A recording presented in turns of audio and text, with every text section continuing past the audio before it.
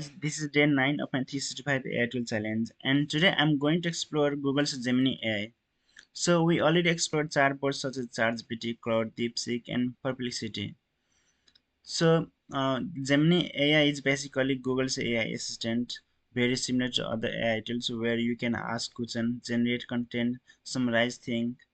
So let's start from the example. So first we need to sign up. So we can sign up, search Google Gemini AI, and then we can sign in if you already have signed up before. So let me sign in. So it's very similar to ChatGPT or other AI tool.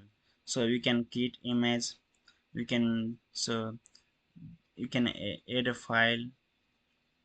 So you can upload a file from here.